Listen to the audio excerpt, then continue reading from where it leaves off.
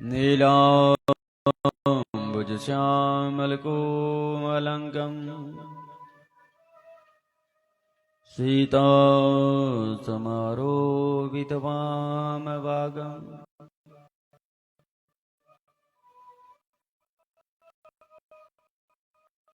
प्राणो महासायकचारुचापम् नमामि रामं रघुवंशनाथम्।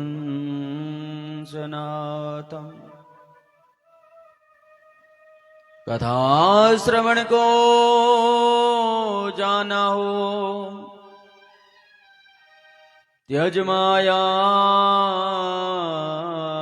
अभिमान। जितने पग भूमि पर पड़े उतने यज्ञ समान। राधा मोरी स्वामिनी मैं राधे को दास। जन्म जन्म मोहे दीजियो श्री वृंदावन में वास। वृंदावन सोवन नहीं और नंदगाम सोगाम। बंसी बट सोवट नहीं और कृष्ण नाम सोना। कथा प्रारंभत होत है सुनो वीर हनुमान। राम लखन सीता सहित सदा करी कल्याण। बोलिए गौरी शंकर महादेव की। ब्रह्मलीन श्री बापू गंगादास जी महाराज की। ब्रह्मलीन श्री बापू कुमदास जी महाराज की। गद्दी नशीन श्री गुरु चरणदास जी महाराज की। नमः पार्वती बताए हर हर महादेव। हर हर महादेव। हर हर महादेव।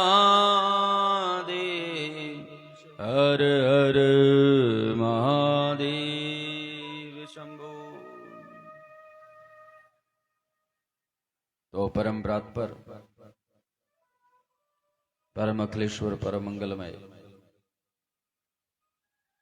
करुणा वरुणालय भक्त वांसदे कल्पतरु सब भक्त वृंदों के हृदय में विराजमान हमारे गौरी शंकर महादेव, जो देवों के देव महादेव श्री श्री महापुराण जी के स्वरूप में पिछले 9 दिनों से विराजमान गौरी शंकर महादेव के पावन से चरणों में हमारा कोटि कोटि वंदन। और उसके साथ साथ हनुमंत लाल जी महाराज, प्रभु श्री राम जी महाराज जो सपरिवार जो है इस व्यास मंच पे विराजमान, प्रभु श्री राम सपरिवार जो है आए हैं, इनके श्री चरणों में हमारा वंदन। उसके उपरांत मां भद्रकाली मैया जो आपके इस डेरे में सदा के लिए विराजमान, मां भद्रकाली के श्री चरणों में हमारा वंदन। उसके साथ साथ गौरी शंकर भगवान जो सपरिवार सहित साकार और निराकार दोनों रूपों में आपके इस गांव में विराजमान, सदा के लिए विराजमान गौरी शंकर महादेव, गणपति जी महाराज, मां जगदम्बा, इन सब के श्री चरणों में हमारा कोटि कोटि वंदन। उसके उपरांत ये तप भूमि है जहां पर ब्रह्मलीन श्री बापू गंगादास जी के द्वारा, ब्रह्मलीन श्री बापू कुमदास जी के द्वारा तप किया गया। ये तपस्वी संत भी वहीं बैठते हैं जहां सत होता है। तो ब्रह्मलीन श्री बापू गंगादास जी महाराज, ब्रह्मलीन श्री बापू कुमदास जी महाराज के पावन श्री चरणों में हमारा कोटि कोटि वंदन। उसके उपरांत श्री गुरुचरण दास जी महाराज, जो बड़े शांतमय तरीके से आपके इस डेरे में विराजमान, भक्तिमय रूप अगर देखना हो तो इनका देखा जाए, भक्तिमय रूप से साथ यहाँ पर विराजमान, अपनी अचल इतनी संपत्ति को छोड़ करके ऐसी लगन बापूजी की लगी कि देखिए ये शांतमय तरीके से भक्ति करने के उद्देश्य से यहाँ पर विराजमान श्री गुरुचरण दास जी महाराज के पावन श्री चरणों में भी इस दास का कोटि कोटि वंदन। गुरु जी से प्रार्थना कि वो अपना शुभ आशीर्वाद हमें देख करके हमें धन्य करे। प्रेम से बोल दो ओम नमः शिवाय। उसके उपरांत आचार्यगण अजय जी, जगदीश जी और जतिन जी, जो पिछले 9 दिनों से हमारे साथ सेवा दे रहे, इन सबको भी हमारी ओर से जय जय श्री राधे। और साउंड पे सेवा दे रहे हमारे हैप्पी जी, जो सत्संगी परिवार से हैं, बहुत अच्छा स्वरूप है, अच्छी रूह है, इनको भी बार बार हमारी ओर से राधे राधे। उसके उपरांत आप सब भगवत प्रेमी जो कथा रसपान करने के उद्देश्य से पिछले 9 दिनों से इस यज्ञ में आ रहे, आजकल कार्य का समय भी है क्योंकि फसल जो है वो एकदम से तैयार है, फिर भी आप लोग जो है समय निकाल करके इस कथा के लिए पहुंच रहे। आप सब भगवत प्रेमियों को भी हमारी ओर से जय जय श्री राधे। ओम नमः शिवाय, ओम नमः शिवाय, ओम नमः शिवाय। तो आज बैसाखी का महापर्व भी है, आप सबको बैसाखी की भी बहुत बहुत शुभकामनाएं। और संक्रांति जो है कल की है, और कल को जो है बैसाख मास भी जो है वो शुरू हो जाएगा। तो आप सबको बैसाखी की बहुत शुभकामनाएं, हनुमान जयंती की आपको शुभकामनाएं, रामनवमी की आपको शुभकामनाएं, नवरात्रों की आपको शुभकामनाएं, और नया साल जो है जो चला है आपको सबकी शुभकामनाएं। इस साल बोले बाबा आपके ऊपर कृपा करे, आप सबको निरोग्यता प्रदान करे, सुख समृद्धि बोले बाबा प्रदान करे। तो आइए कथा की ओर चलें सब मिलकर के। पहले गणेश जी महाराज के चरणों में वंदना। आज गणेश जी महाराज की कृपा से हमारा ये यज्ञ जो है पूर्ण हो रहा है। गणपति जी महाराज की अपार कृपा रही कि रिद्धि सिद्धि भी यहाँ पर पूर्ण रूप से विराजमान, शुभ लाभ अपने पुत्रों के साथ विराजमान। तो आइए सब मिलकर के गणपति जी के चरणों में हाजिरी, उसके उपरांत कथा की ओर चलेंगे। बोलिए गणपति जी महाराज की।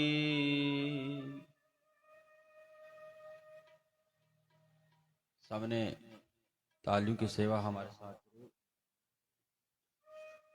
बोलिए गणपति जी महाराज की। विघ्न हरण मंगल करण गणपति जी महाराज, प्रथम पूजन आपका मेरे पूर्ण करियो का। बोलिए गणपति जी महाराज की जय।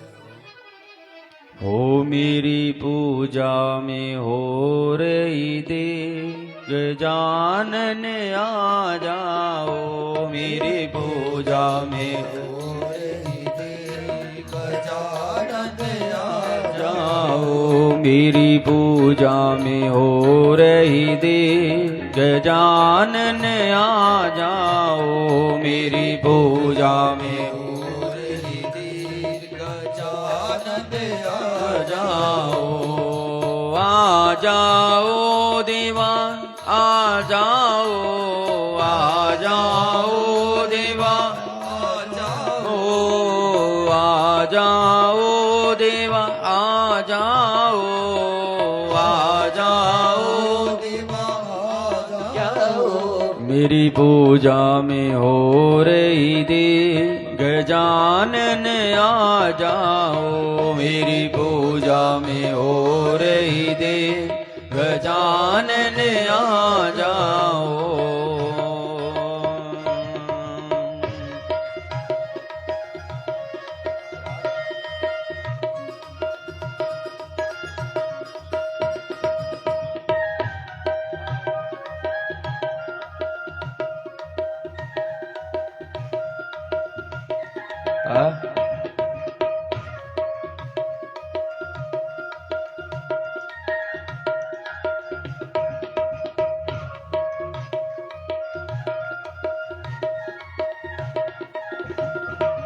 ओ ब्रह्मा भी आ गए, विष्णु भी आ गए, ब्रह्मा भी आ गए, विष्णु जी आ गए, ब्रह्मा भी आ गए, विष्णु भी आ गए, ब्रह्मा भी आ गए, विष्णु जी आ गए। माँ लक्ष्मी ने कर दी दे, गजानन आ जाओ, मेरी पूजा में हो रही दे, ओ मेरी पूजा में हो रही देर, गजानन आ जाओ, मेरी पूजा में हो रही देर, गजानन आ जाओ। प्रेम से तालियां मिलकर के।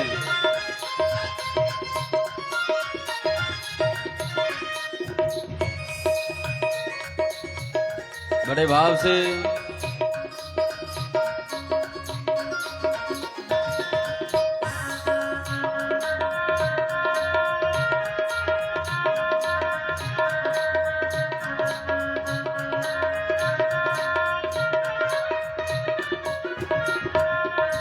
राम जी भी आ गए, लक्ष्मण जी भी आ गए, राम जी भी आ गए, लक्ष्मण जी भी आ गए, राम जी भी आ गए, लक्ष्मण जी भी आ गए, राम जी भी आ गए, लक्ष्मण जी भी आ गए। माँ सीता ने कर दी दे, गजानन आ जाओ, मेरी पूजा में हो रही दे, मेरी पूजा में हो रही देर, गजानन आ जाओ, मेरी पूजा में हो रही देर, गजानन आ जाओ। भाव से मिल करके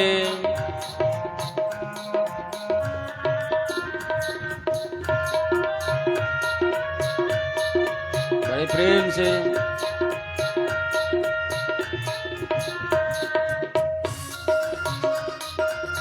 मिल करके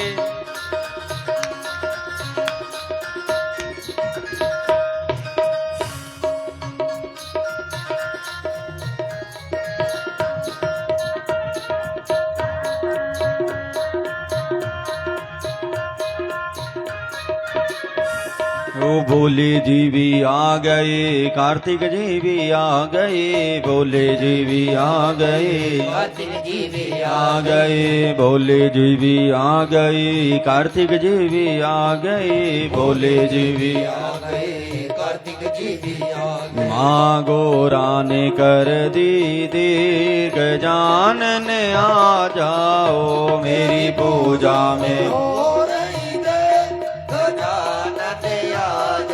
ओ मेरी पूजा में हो रही देर, गजानन आ जाओ, मेरी पूजा में हो रही देर, गजानन आ जाओ।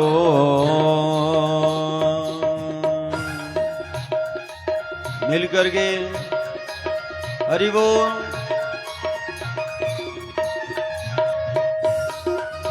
बड़े प्रेम से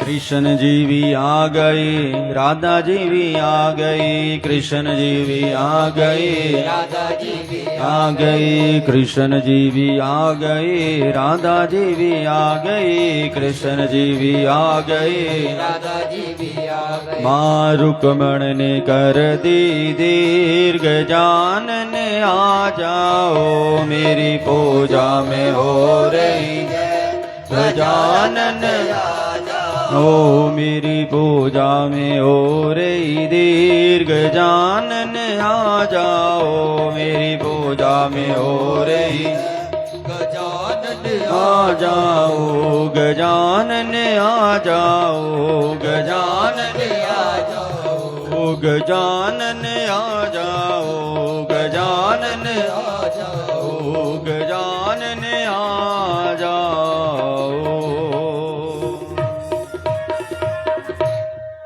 बोले गणपति महाराज की। एक बार तालियों की सेवा होनी चाहिए। बहुत सुंदर साथ दे रहे हैं। तभी कहते हैं दो गाड़ियों का सवार हमेशा डूबता ही है। दो किश्तियों का सवार है ना, एक किश्ती में अगर आदमी चलेगा तो आसानी से पार लग जाएगा। अब गुरु मंत्र की इस शिव महापुराण में बताया गया, क्योंकि हम जो भी बात होती है ना मुंह पे बोल दे, क्योंकि लाइव के माध्यम से अभी पिछले कल सोलन से शिव महापुराण के पास बैठा हूं। सोलन से फोन आया कि शिव महापुराण वहां पर शिव का मंदिर है कोई बहुत बड़ा, बड़ी दुनिया आती है कह रहे वहां पे। अप्रैल 24-25 से शिव महापुराण वहां करवाना है। चलो यहां तो हम पर्सनली आपसे मिलजुल गए हैं, रोज का आना है यहाँ, रोज का बैठना है। अगर तीसरे कहीं और जाना हो तब तो अच्छे ढंग से जाया जाएगा ना। एक प्रकार का ये बिजनेस भी है, एक प्रकार का सब कुछ ही है, जो मर्जी मान लो। भजन भी है इसमें, गुठली भी इसमें है, रस भी इसमें है। अब क्या आपको चाहिए ये आपके ऊपर डिपेंड करता है। अभी पिछले कल एक आचार्य जी हमने भेजे, नाम था सुनील कुमार। काम क्या था, बस बैठना है पूरा दिन भी कहां 2-3 घंटे बैठते हैं, ज्यादा तो कोई काम यहाँ बट्टल तसला कोई यजमान उठाता नहीं। घर जाकर के फोन करवाए, महाराज हमारे लिए तो दिहाड़ी कम। मैंने कहा मजदूर नहीं थे आप ब्राह्मण समाज से गए हो, इतना कुछ यजमान आपको देता है, खिलाता है, पिलाता है, दक्षिणा आपका इतना मान सम्मान करता है, फिर भी दिहाड़ी का मतलब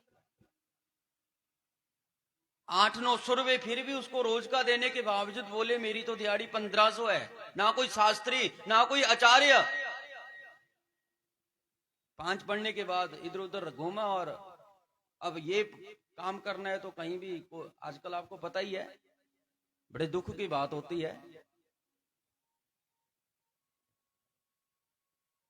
कई बार तो मन करता है कि ये कथाएं, ये वार्ता छोड़ दें, क्योंकि जैसा अपने दिल को लगने वाला हमें चीज चाहिए वो हमें मिल ही नहीं रही।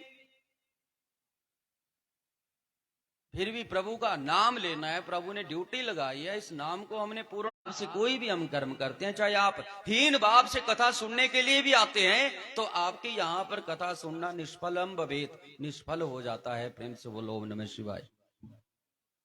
भगवान शिव बोले कि मेरा स्वरूप भूत मंत्र यदि आज्ञा सिद्ध, क्रिया सिद्ध और श्रद्धा सिद्ध होने के साथ ही दक्षिणा से भी युक्त हो तो उसकी सिद्धि होती है और उससे महान फल मिलता है।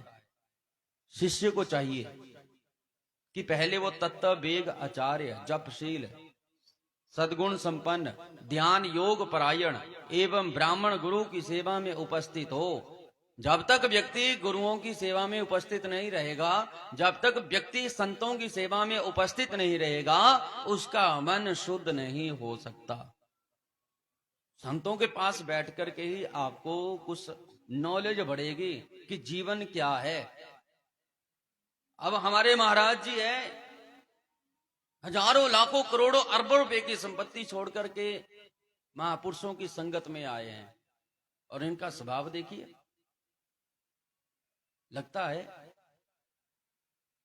नहीं ना। तो ऐसे संतों के पास बैठकर के ही आप अपनी क्रिया को सिद्ध कर सकते हैं, अगर नहीं तो आपका मन शुद्ध नहीं हो सकता। ब्राह्मण साधक अपने मन, वाणी, शरीर और धन से पूजन करे। अब गुरु दीक्षा के गुरु के बारे में बताया गया है ये सब कुछ। वो वैभव हो तो गुरु को भक्ति भाव से हाथी, घोड़ा इत्यादि जो है वस्त्र आदि ध्यान अर्पण करें। जो व्यक्ति अपने लिए सिद्धि चाहता है वो धन के दान में कृपणता ना करे, सब सामग्रियों सहित अपने आप को गुरु की सेवा में अर्पित कर दो। इस प्रकार यथाशक्ति निश्चल भाव से गुरु की विधिवत पूजा करनी चाहिए। गुरु से मंत्र, गुरु से ज्ञान का उपदेश ग्रहण करना चाहिए। इस तरह संतुष्ट करते हुए गुरु अपने पूजक शिष्य को, जो 1 वर्ष तक उनकी सेवा में रह चुका हो, गुरु की सेवा में उत्साह रखने वाला हो, अहंकार रहित हो, उपवास पूर्वक स्नान करके शुद्ध हो गया हो, विशेष शुद्धि के लिए उसको क्या करे, मंत्र शुद्ध जल से नहलाकर चंदन, पुष्पमाला, वस्त्र और आभूषणों द्वारा अलंकृत करके उस चेले को उसको विभूषित करे।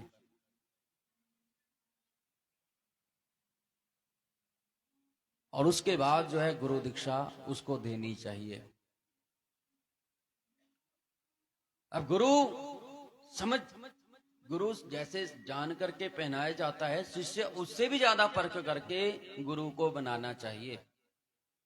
पहले तो 1 वर्ष तक उसकी सेवा लेनी चाहिए। ये नहीं कि 4-5 आ गए, इसको मैं नाम दे दूंगा या नाम दे दूंगी, बाद में वही शिष्य हमारी कटाक्ष करेगा, तो उस शिष्य को शिष्य बनाने का कोई फायदा नहीं। उसे त्याग देना चाहिए। प्रेम से बोलो ओम नमः शिवाय। ये शिव महापुराण की बात है। 1 वर्ष तक शिष्य अगर आपकी सेवा में है, 1 वर्ष तक आप उसकी सेवा से संतुष्ट हैं कि हाँ ये चेला बनने के काबिल है, फिर ही आप उसको चेला बनाएं, अन्यथा चेला बनाने की आपको कोई आवश्यकता नहीं। और उसको बाद उसको जो है वो मंत्र देना चाहिए, उसको आशीर्वाद देना चाहिए कि तुम्हारा कल्याण हो, आपका मंगल हो। इस तरह गुरु शिष्य को मंत्र और उसके उपरांत आज्ञा प्रदान करें। अब उसकी परख कैसे करनी है?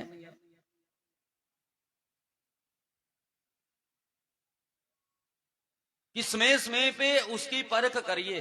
कहते हैं स्त्री की परख गरीबी में नहीं, स्त्री की परख गरीबी में, बच्चों की परख बुढ़ापे में। बच्चों की परख बुढ़ापे में की जाती है कि ये मेरी सेवा करने लायक है भी या नहीं। अब उसको आज्ञा ऐसी दीजिए कि अगर वो पूर्ण करता है तब तो चेला बनने के काबिल है, अन्यथा नहीं। इस प्रकार गुरु से मंत्र और आज्ञा पाकर शिष्य एकाग्रचित होकर के गुरु के द्वारा दिए गए मंत्र का अब निरंतर अभ्यास करे। वह जब तक जिए तब तक जो है गुरु की सेवा में रहे, गुरु के प्रति एक भी वचन अभद्र ना सुने। और अगर शिष्य काबिल नहीं होगा तो अपने आप भी गुरु की बुराई करना शुरू कर देता है। प्रेम से बोलो ओम नमः शिवाय। जो प्रतिदिन संयमित रह करके केवल रात में भोजन करता है और मंत्र के जितने अक्षर है उतने लाख चौगुना जप आदर पूर्वक पूरा कर देता है, उसको पुरश्चरणिक मंत्र कहलाते हैं। जो पुरश्चरण करके प्रतिदिन जप करता है उसके समान इस लोक में दूसरा कोई नहीं, वो सिद्धिदायक सिद्ध हो जाता है। प्रेम से बोलो ओम नमः शिवाय। जो साधक होता है उसको क्या चाहिए कि शुद्ध देश में स्नान करके आसन बिठा करके हृदय में भगवान शिव का ध्यान करके अपने गुरु का चिंतन करके पूर्व दिशा में या उत्तर दिशा में मुख करके भजन करने के लिए बैठे। भजन करने की 2 दिशाएं बताई गई, या तो आप उत्तर दिशा की ओर मुख करके भजन किया करो, या आप पूर्व दिशा की ओर मुख करके भजन किया करो। अन्यथा जो व्यक्ति दक्षिण की ओर भजन करता है या पश्चिम की ओर भजन करता है, वो भजन भजन नहीं कहलाता। प्रेम से बोलो ओम नमः शिवाय।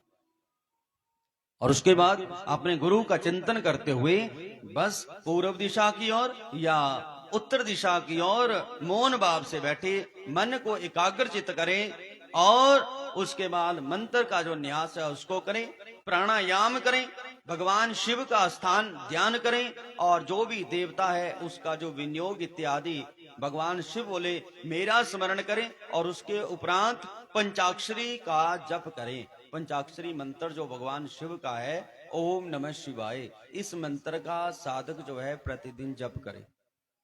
जप 3 प्रकार का होता है। जप 3 प्रकार का होता है, एक वाचिक जप, एक उपांशु जप और तीसरा मध्यम मानसिक जप। अब आप बताइए कौन सा जप श्रेष्ठ है? क्योंकि हर व्यक्ति पाठ करता है, लेकिन पाठ तो करता है, उसे जप का पता नहीं कि कौन सा जप व्यक्ति को करना चाहिए। बस बोलते जाओ ओम नमः शिवाय। ये तो वाचिक हो गया, दूसरे को सुनाना, बोल करके कहना, वो वाचिक मंत्र है। कहते हैं थोड़े थोड़े सिर्फ होंठ हिले, होंठ हिलते कई आप देखते होंगे पाठ करते बारे, उसे बोलते हैं उपांशु। उसमें से तीसरा जो होता है वो मन के अंदर किया जाता है, उस एकाग्र रूप को अपने हृदय में ध्यान करके बस वो मानसिक जो जप होता है वो जप जो है सबसे श्रेष्ठ माना जाता है। प्रेम से बोलो ओम नमः शिवाय। मानसिक जप ऐसा होना चाहिए जो दूसरे को पता ना चले आपके मन की बात, कि आप मन में किस देवता का ध्यान कर रहे हैं। बोल करके दूसरे को सुनाना, वो तो फिर सुनाना ही रह गया। जो विद्वान होते हैं वो मानसिक जप करते हैं, और रुद्र के निमित्तक अगर पाठ करना है तो रुद्र के निमित्तक जो है मानस जप जो है उत्तम बताया गया। विष्णु के निमित्त का अगर पाठ करना हो तो होंठ मड़े थोड़े थोड़े हिले, वो जप उत्तम बताया गया। ब्रह्मा को प्रसन्न करना हो तो वाचिक जप, क्योंकि दैत्य लोग जब जप करते थे तो ब्रह्मा को प्रसन्न करते थे। तो कैसे? ओम ब्रह्मणे नमः, ओम ब्रह्मणे नमः, दूसरे को सुना करके कि हम ब्रह्मा जी का जप कर रहे हैं। कहते हैं जो ऊंचे नीचे स्वर से युक्त तथा स्पष्ट और अस्पष्ट पदों एवं अक्षरों के साथ मंत्र का वाणी द्वारा उच्चारण करता है, उसका ये जप वाचिक कहलाता है। कि कभी ऊंचा स्वर कर दिया, कभी निम्न स्वर कर दिया, कभी कैसा स्वर कर दिया। जिस जप में केवल जीवा मात्र हिलती है, बहुत धीमे स्वर से अक्षरों का उच्चारण होता है, जो दूसरों के कान में पड़ने पर भी उन्हें कुछ सुनाई नहीं देता, ऐसा जप उपांशु जप कहलाता है। उपांशु जप कि आप बोल भी रहे हैं लेकिन दूसरे को सुन नहीं रहा, उपांशु जप। और तीसरा जो जप बताया गया वो मानसिक जप बताया गया, कि मन, आपके मन के भीतर वो निरंतर ध्यान उस देवता का अपने हृदय में किया है और आपके मन में वो मंत्र जप हो रहा, उसे मानसिक जप माना गया, जो शिव की पूजा के लिए सबसे उत्तम बताया गया है। बोलिए गौरी शंकर भगवान की। 5, 3 अथवा 1 बार अगर्भम या सगर्भ प्राणायाम करें। प्राणायाम भी प्रत्येक व्यक्ति को जीवन में करना चाहिए। अब प्राणायाम क्या कि एक नाक से सांस खींचिए, फिर बंद करिए, दूसरे नाक से छोड़िए, फिर खींचिए, फिर नाक बंद करिए, फिर छोड़िए। क्योंकि प्राणायाम से हमारे हृदय की, हमारी अंतरात्मा की शुद्धि होती है। प्रेम से बोलो ओम नमः शिवाय। अब भगवान शिव का जो जप करते हैं, उंगली से जो जप किया गया है, और एक कोई देखो मूंगों से, मूंग की माला से जप करता है भोले बाबा का, कोई स्फटिक माला से जप करता है, कोई मोतियों की माला से जप करता है, कोई रुद्राक्ष की माला से जप करता है, जिसमें बताया गया कि रुद्राक्ष की बनी हुई माला जो है शिव के लिए सबसे श्रेष्ठ मानी जाती है। प्रेम से बोलो ओम नमः शिवाय। और जब आप माला करते हो ना, उसमें अंगूठे से माला को खींचा जाता है। ये माला को अंगूठे से क्यों खींचा जाता है कि आपको मोक्ष का रास्ता वो मोक्ष की ओर खींच करके लेके जा रहा है। अंगूठे से माला को खींचना। तर्जनी जो है ये शत्रु नाशक है। अगर आप तर्जनी को माला फेरते हुए लगा रहे तो ये तर्जनी आपकी शत्रु नाशक है। मध्यमा से आप माला को मध्यमा के ऊपर रखा, अंगूठे से खींच रहे, तो मध्यमा के ऊपर माला अगर आप रख करके फेरते हो तो ये आपको धन देती है। और अनामिका के ऊपर माला रख करके अगर आप माला का पाठ कर रहे हो तो अनामिका आपको शांति देती है। और 100 इस प्रकार जप करें, वो जप किसी को दिखाए ना कि हम जप कर रहे हैं या नहीं। प्रेम से बोलो ओम नमः शिवाय। इस प्रकार दीक्षा के बारे में बताया कि शिष्य को कैसा होना चाहिए। गुरु को भी चाहिए कि शिष्य जब आप किसी को दीक्षा देते हो तो वो पहले तो उसको ग्रहण करने का अधिकारी होना चाहिए, अन्यथा ऐसे किसी भी व्यक्ति को अपना शिष्य ना बनाए, अकेले ही रहे। प्रेम से बोल दो ओम नमः शिवाय। इस प्रकार पंचाक्षर मंत्र की महिमा का वर्णन किया गया कि पंचाक्षर मंत्र का जप जो है आप करें। अगर आप इस उंगली से पाठ करते हैं तो वो सुख देती है, धन देती है। इस उंगली के ऊपर माला रख के पाठ करते हैं तो आपको शांति देती है। अंगूठे से अगर आप माला को अपनी ओर खींचते हैं तो मोक्ष का एक एक रास्ता आपके लिए भोले बाबा खोल रहे हैं। प्रेम से बोलो ओम नमः शिवाय। इस प्रकार आपने पिछले कल भी जो है कथा सुनी कि किस प्रकार से शिवरात्रि पूजन जो है करना चाहिए और कैसे एक व्याध ने हिरणों के लिए, अपने बच्चों को पालने के लिए, अपने बच्चों का पेट भरने के लिए हिरणों का शिकार करने किया। उस दिन शिवरात्रि थी। एक हिरणी आई, उसने उसको बातों में ले लिया कि महाराज हम आ जाएंगे, आपको वचन देते हैं कि ये दुनिया, ये धरती सत्य के ऊपर टिकी है, अगर हम ना आए तो वो पाप लगे जो एक स्त्री अपने पति देव को छोड़ करके चली जाए, वो पाप मुझे लगे। महाराज पहली हिरणी गई, दूसरी आई, दूसरी गई तो हिरणी का वो पति आ गया तीसरी बार, चौथी बार साक्षात भोले बाबा शिवलिंग के भीतर से प्रकट हो गए। भगवान शिव का नाम पड़ गया व्यादेश्वर महादेव। बोलिए व्यादेश्वर महादेव की। इस प्रकार मेरे प्रभु शिवरात्रि की महिमा के बारे में बताया गया। आपने रुद्राक्ष की महिमा के बारे में सुना, कि भस्म की महिमा के बारे में सुना।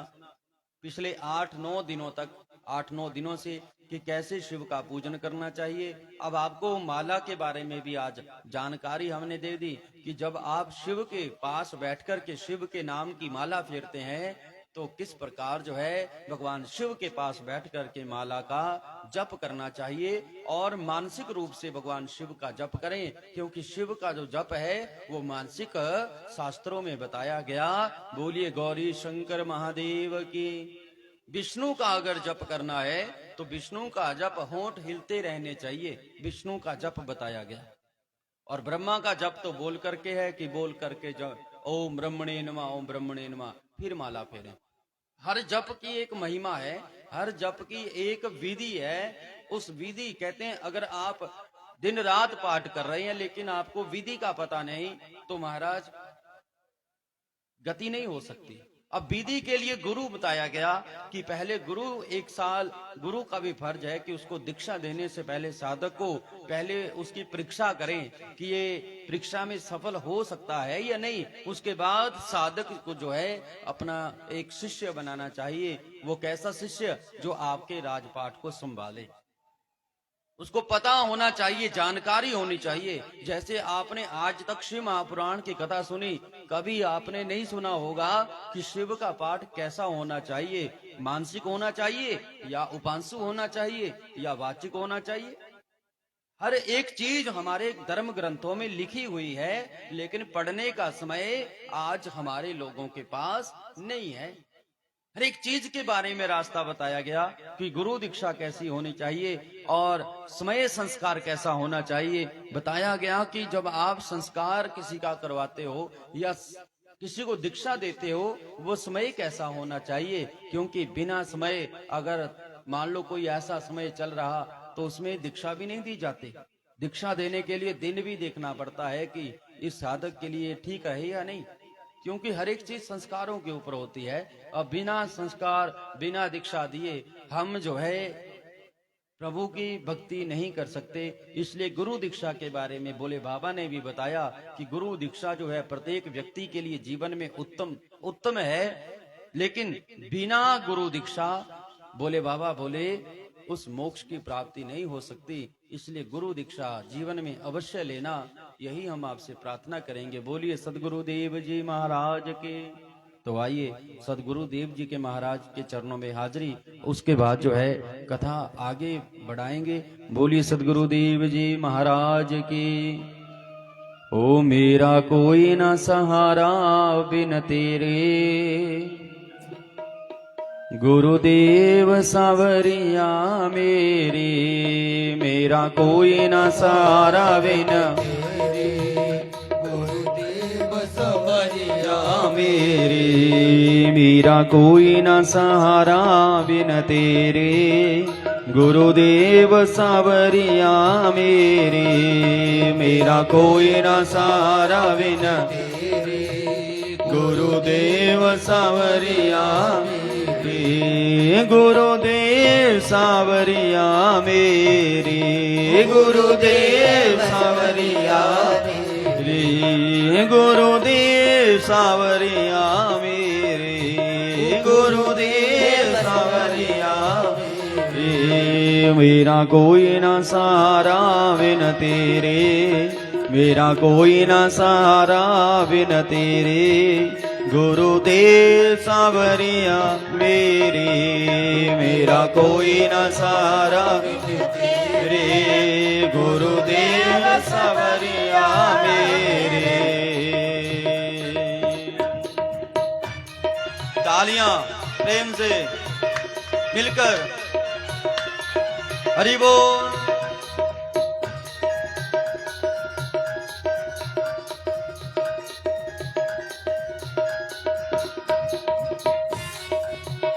प्रेम से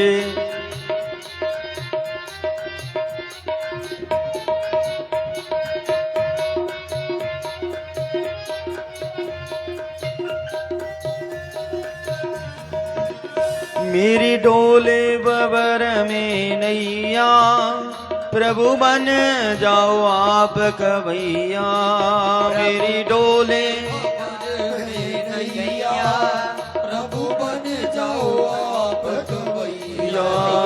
मेरी डोले बबर में नैया, प्रभु बन जाओ आप कवैया। मेरी डोले प्रभु बन जाओ आप कवैया। मेरी तुम ही हो साँझ सवेरे, मेरे तुम ही हो मेरे। गुरुदेव सावरिया मेरी। मेरा कोई ना सहारा बिन तेरे, गुरुदेव सावरिया मेरे। मेरा कोई ना सहारा बिन तेरे, गुरुदेव सावरिया मेरे। मेरा कोई ना सहारा बिन तेरे, गुरुदेव सावरिया मेरे। बड़े प्रेम से मिलकर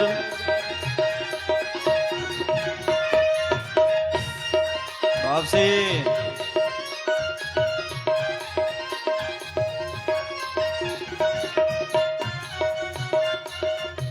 मिलकर के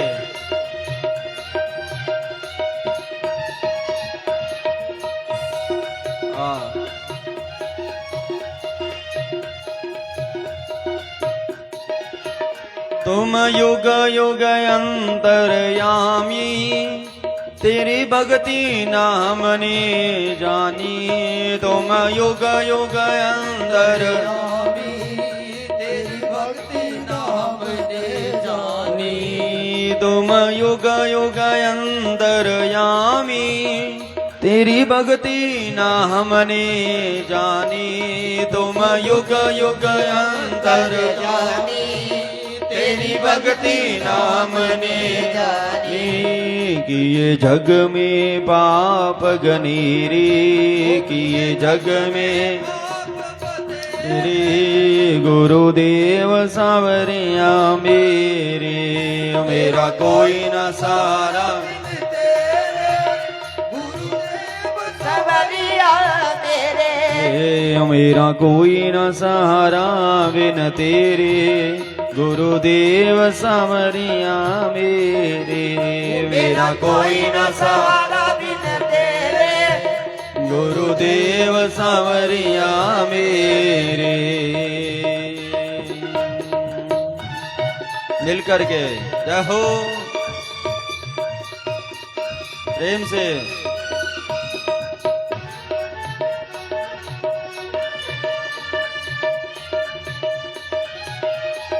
मिलकर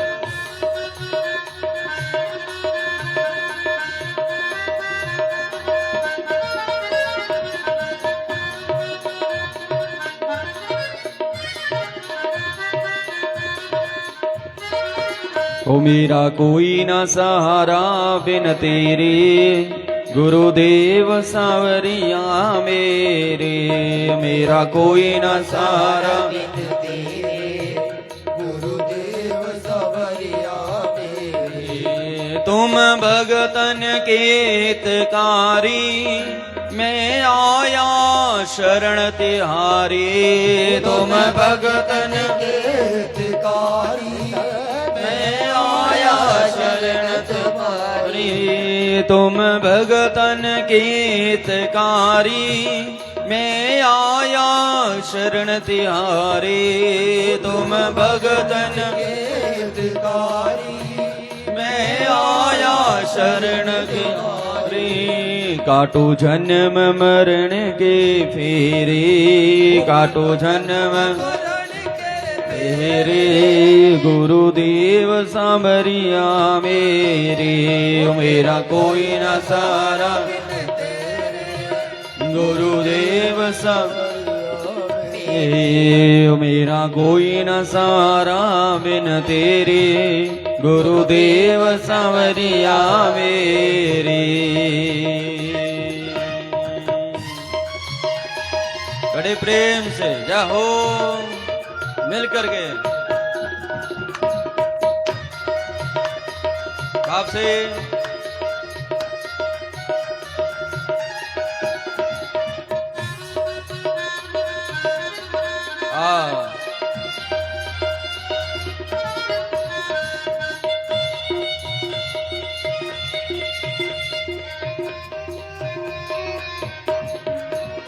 हम जीव यदम अभिमानी, मोह दीप से दीप जगानी, हम जीव बड़े अभिमानी, मोहनी दस दीप जगानी, किए जग में पाप गनीरे, किए जग में पाप गनीरे, हे गुरुदेव सावरिया मेरे, मेरा कोई न सहारा बिन गुरुदेव सावरिया, हे मेरा कोई न सहारा बिन तेरे, गुरुदेव सावरिया मेरे, मेरा कोई न सहारा रे, गुरुदेव सावरिया रे। ओ पाया पाया पाया मैंने ऐसा सतगुरु पाया, पाया पाया पाया मैंने सतगुरु पाया, ओ पाया पाया पाया मैंने ऐसा सतगुरु पाया, पाया पाया पाया मैंने पाया, मेरे सतगुरु कृपा कीनी मैंने ऐसा सतगुरु पाया, मेरे सतगुरु कृपा कीनी मैंने ऐसा पाया, ओ पाया पाया पाया मैंने ऐसा सतगुरु पाया, पाया पाया पाया मैंने ऐसा पाया, पाया पाया पाया मैंने ऐसा सतगुरु पाया, पाया पाया पाया मैंने सतगुरु पाया। बोले सदगुरु देव जी महाराज की, अपने अपने गुरु महाराज की। तो आइए अब इसके बाद आई शिव पूजन की विधि वायवी संहिता में उत्तरखंड में। कि शिव पूजन कैसे करना चाहिए। तो ध्यान देना, शिव पूजन के लिए पहले पूजा की सामग्री जो है इसको इकट्ठा करें। प्रोक्षणी पात्र, अर्घ्य पात्र, पाद्य पात्र, आचमनीय पात्र,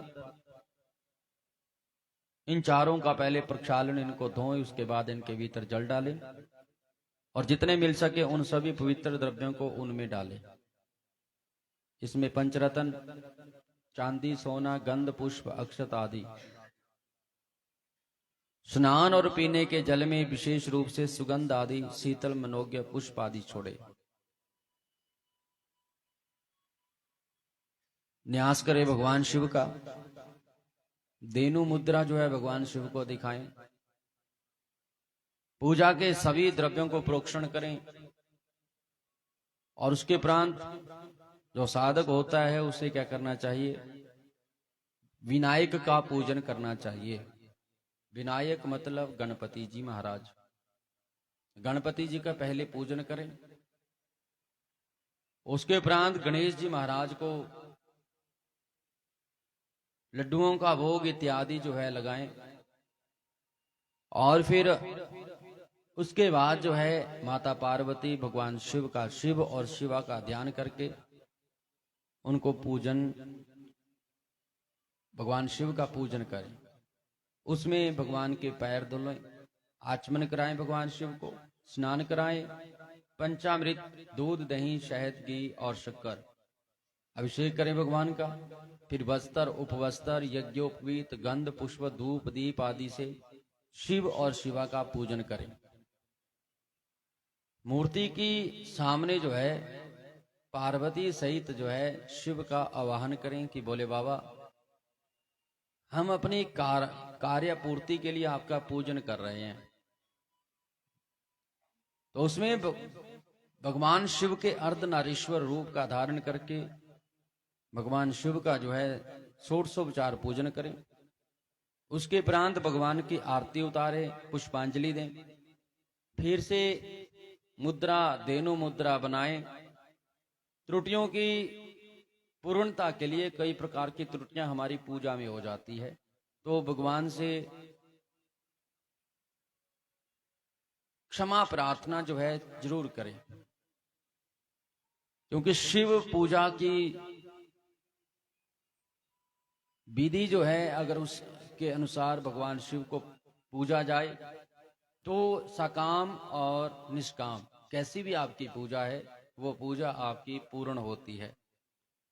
और शिव भक्ति कहते हैं जितना दान कपिला गाय का होता है, अगर आप बड़ी श्रद्धा से, बड़े प्रेम से शिव का पूजन करते हैं तो कपिला गाय का दान का जितना महत्व है उतना ही महत्व भगवान शिव की पूजा का होता है। इसलिए भगवान शिव का जब आप पूजन करते हैं अपनी सामर्थ्य के अनुसार आंतरिक मन से भगवान शिव का जप करें, भगवान के पास बैठ करके भक्ति से अपने वैभव के अनुसार भगवान शिव के उद्देश्य से कुछ किया जाए, वो थोड़ा हो या बहुत, धनी हो या दरिद्र, दोनों को समान फल भगवान शिव के सामने प्राप्त होता है।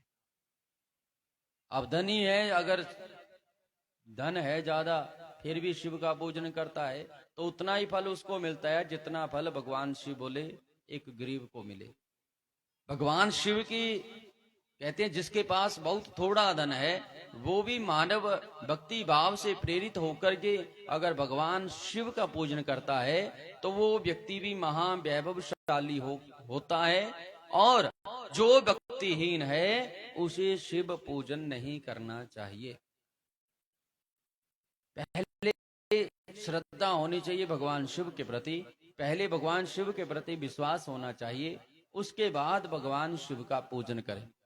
शिव के प्रति भक्तिहीन पुरुष यदि अपना सर्वस्व भी डाले तो शिव आराधना के फल का भागी वो नहीं होता, क्योंकि आराधना में भक्ति